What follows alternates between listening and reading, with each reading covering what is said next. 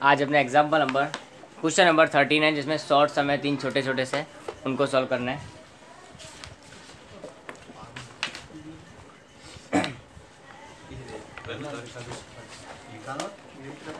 Okay, यह लिखा हुआ है।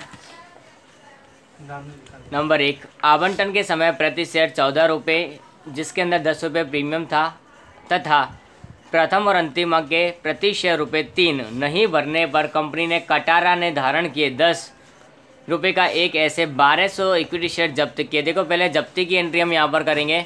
1200 शेयर जब्त किए और दो चीज़ नहीं भरी है, एक आवंटन और नहीं भरा और मांग नहीं भरी है, प्रथम और अंतिम मांग। तो जब्ती की एंट्री क्या होती है? देखो, कोई तारीख नहीं दी है तो मैं क्रम संख्या 1 डाल रहा हूँ। क्या लिखेंगे? अंश पूंजी खाता उधार, प्रीमियम की रकम भी नहीं भरी गई है इसमें। अंश पूंजी खाता उधार, प्रतिभूति प्रीमियम खाता उधार, क्योंकि प्रीमियम की रकम नहीं भरी गई है, इसके लिए आवंटन के साथ में प्रीमियम मंगाया गया था। प्रतिभूति प्रीमियम खाता उधार, अंश जब्ती खाते का, किसका? जब्ती की एंट्री करनी है हमको खाली, इसके लिए अंश जब्ती खाते का। और क्या नहीं भरा उसने? आवंटन की रकम नहीं भरी है, तो लिखेंगे अंश आवंटन खाते का। और उसके बाद में क्या नहीं भरा? प्रथम और अंतिम मांग नहीं भरी है, तो लिखेंगे अंश प्रथम और अंतिम साथ में ही है, तो लिखेंगे प्रथम और अंतिम मांग खाते का। ठीक है, जितना बोला था हमने, जितना रीड किया अभी तक का, फर्स्ट लाइन फर्स्ट सेंटेंस था वो हमने रीड किया, उसमें इतना ही लिखा था। शेयर जब्त कितने करने हैं? 1200 शेयर जब्त करने हैं। एक शेयर की कीमत है कितनी? 10 रुपये, तो कितना होगा? 12,000। प्रीमियम कितना था हमारा? देखो, 1200 गुणा 10 रुपये का प्रीमियम था, जो कि आवंटन पर मंगवाया गया था। अब उसने भरा कितना नहीं है? आवंटन के समय पर 1200 शेयर गुणा 14 रुपये नहीं भरा है, तो 16,800। 14 रुपये आवंटन के समय नहीं भरे हैं, 16,800।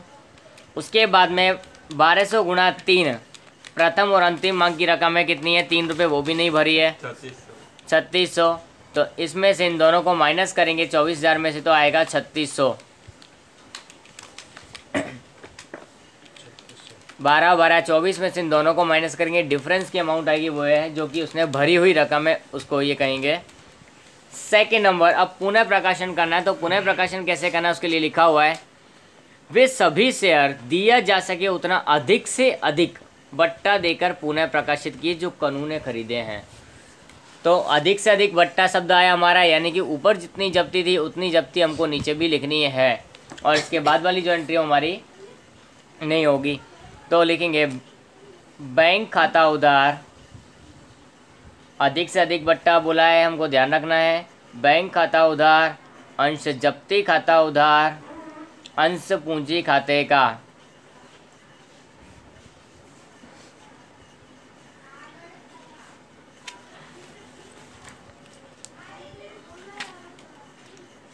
अंश पूंजी खाते का। देखो, पूंजी में कितना आएगा? 1200, सारे के सारे शेयर पुनः प्रकाशित कर दिए। 10 रुपये का एक शेयर था, 12,000। अधिक से अधिक बट्टा का, इसलिए ऊपर जो जब्ती थी जब्ती के समय पर, वो की वही जब्ती पूरी यहाँ आ जाएगी। माइनस करेंगे 8400 आएगा, जो हमारा कहाँ जाएगा? बैंक में जाएगा। कहाँ से आया ये? 12,000 माइनस 3600 किया तो हमको मिल जाएगा कितना? 8400। इसके बाद एंट्री होगी नहीं, क्योंकि 3600 माइनस 3600 करेंगे तो डैश आएगा, तो वो एंट्री करने से कोई मतलब होगा नहीं। अधिक से अधिक बट्टा दिया गया हो तब नेक्स्ट एंट्री होती नहीं है पूंजी अनामत की, क्योंकि सारा प्रॉफिट को यहाँ यूटिलाइज कर लिया जाता है। ये था इसका पहला 13वें का। अब ऐसे ही 13वें का दूसरा उसको रीड करते हैं।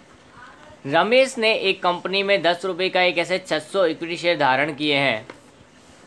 उन्होंने कंपनी को आवेदन के समय पर प्रति शेयर 3 रुपये और आवंटन के समय पर 2.5 रुपये की दर से चुकाए थे, इतने भरे थे, परंतु प्रथम मांग के प्रति शेयर 2 रुपये नहीं भरे। तो पहले इनका हम टोटल करके देखते हैं, देखो कितना होता है जो कंपनी ने भरे हैं। 3 रुपये भरा पहले आवंटन आवेदन के समय, 2.5 आवंटन के समय यानी कि 5.5, और 2 7.5 यानी कि अभी भी 2.5 रुपये कम है, तो कंपनी ने वो पैसे मंगवाए ही नहीं है। तो मंगवाई हुई रकम कितनी अभी तक की 7.5, तो कंपनी की पूंजी भी कितनी गिनी जाएगी 7.5 ही गिनी जाएगी, उसमें से उसने प्रथम मांग नहीं भरा है। तो इसकी एंट्री कैसे करते हैं, जितनी रकम मंगाई है तब तक हम पूंजी में लिखते हैं। तो लिखेंगे अंश पूंजी खाता उधार,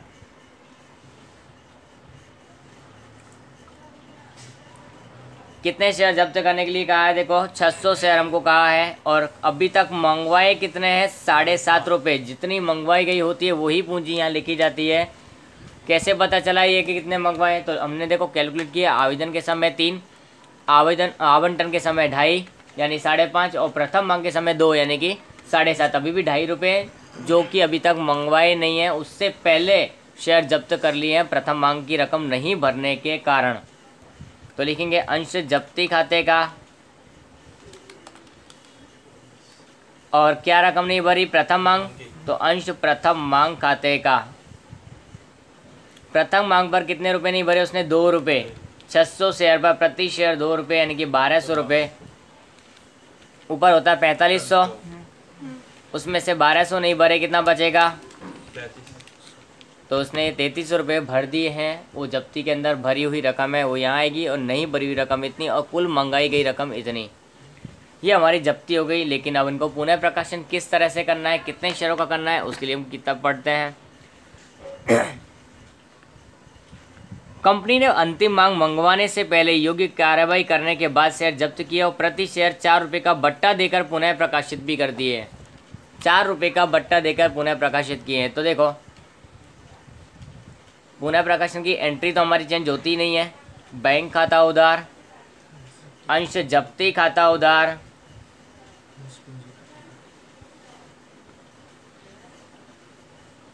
अंश पूंजी खाते का।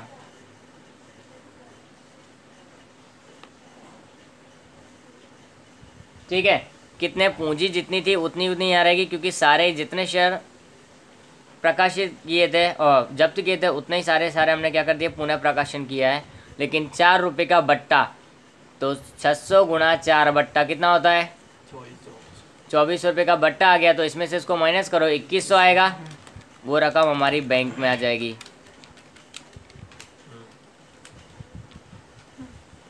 लास्ट तीसरी एंट्री करनी पड़ेगी। अब तो दोनों में डिफरेंस है अमाउंट में, जब्ती की में।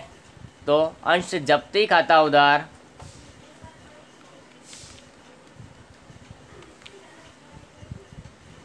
पूंजी अनामत खाते का।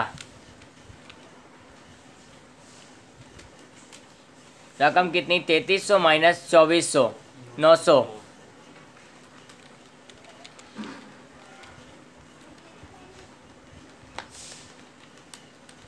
ये हमारी पूरी हो चुकी है यहाँ पर एंट्री।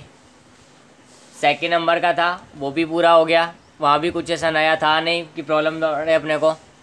लास्ट तीसरा क्वेश्चन पहले हम रीड करेंगे, क्या लिखा है। एक कंपनी ने प्रत्येक 100 रुपये का जो 20% के प्रीमियम से निर्गमित किए थे ऐसे 400 शेयर जब्त किए। इन शेयरों पर प्रति शेयर 80 रुपये मंगवाए हैं, प्रीमियम के साथ 80 मंगवाए, यानी कंपनी ने 85 रुपये मंगवाए होंगे, सॉरी 60 रुपीज़ मंगवाए होंगे। देखो टोटल 80 है, उसमें से 20 रुपये प्रीमियम कर दो तो 60 रुपये कंपनी ने अभी तक पूंजी मंगवाई है, और 20 रुपये प्रीमियम, टोटल 80 रुपये मंगवाए हैं। इन शेयरों पर आवंटन के समय प्रति शेयर 50 रुपये नहीं मिलने, 50 रुपये लेकिन वो कैसा प्रीमियम के साथ में है, नहीं मिलने के कारण इन शेयरों को प्रथम और अंतिम मांग के पहले ही जब्त कर लिया गया है। तो देखो इसकी एंट्री कैसे करेंगे, पहले वो देखते हैं। अंश जब्ती खाता उधार, और देखो प्रतिभूति प्रीमियम की रकम आवंटन के समय मंगवाई थी जो कि नहीं मिली है, इसलिए उसके लिए हम यहाँ लिखेंगे प्रतिभूति प्रीमियम खाता उधार। प्रीमियम की रकम मंगवाई थी लेकिन मिली नहीं है, इसलिए लिखेंगे प्रतिभूति प्रीमियम खाता उधार। ठीक है, फिर क्या आता है अंश जब्ती खाते का, सॉरी अंश पूंजी है ऊपर, अंश पूंजी खाता उधार, प्रतिभूति प्रीमियम खाता उधार, अंश जब्ती खाते का। किसका, अंश जब्ती खाते का। और कौन सी रकम नहीं भरी है, आवंटन की, तो अंश आवंटन खाते का। बुक ने हमने क्या रीड किया, शेयर कितने जब्त करने थे लिखा हुआ हमारे पास 400 शेयर। पैसे कितने मंगवाए प्रीमियम के साथ 80 रुपये, तो 400 शेयर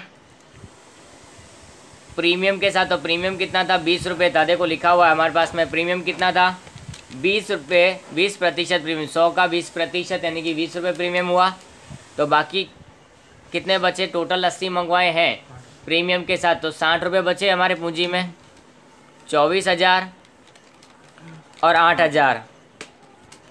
अब आवंटन के समय कितने नहीं भरे, 400 गुणा 50 रुपये नहीं भरे प्रीमियम के साथ में। लिखा हुआ है आवंटन के समय प्रति शेयर 50 रुपये प्रीमियम के साथ नहीं मिलने पर इनको जब्त किया गया। तो 50 गुणा 40 किया तो हमने कितना आएगा 20,000, बचे कितने 12,000, जो कि इन लोगों ने रकम भर दी है। ठीक है। सेकेंड एंट्री हमारी क्या होगी, पुनः प्रकाशन करना पड़ेगा। पुनः प्रकाशन के लिए एंट्री फिक्स होती है, बैंक खाता उधार, अंश जब्ती खाता उधार, अंश पूंजी खाते का, और प्रीमियम से किया होगा तो हम देख लेंगे कि प्रतिभूति प्रीमियम खाते का भी यहाँ आ सकता है। तो पहले चेकआउट करते हैं हम कितना आ सकता है। तो पूंजी तो हमको पता है कितनी है, 400 गुणा 60, 24,000, 400 गुणा 60 कितना होता है 24,000। ठीक है। अब इन लोगों ने लिखा है कि ये पुनः प्रकाशन कितने में किया, 36,000 में किया है। यहाँ रकम हमको प्रतिशत नहीं दी, कुल दे दी है कि प्रकाशित किया है कितने में, 36,000 में, यानी कि बैंक में 36,000 रुपये हमारे आ जाएंगे। अब देखो यहाँ पर 36,000 है और यहाँ 24,000 है, यानी कि कम कहाँ पड़ रहा है, इससे तो ये प्रीमियम से प्रकाशित किए हैं ऐसा माना जाएगा। रकम बैंक में है वो ज़्यादा है हमारी पूंजी से, मतलब प्रीमियम भी मिला है हमको साथ में। तो लिखना पड़ेगा प्रतिभूति प्रीमियम खाते का, क्या लिखना पड़ेगा, प्रतिभूति प्रीमियम खाते का रकम कितनी आएगी 12,000 रुपये।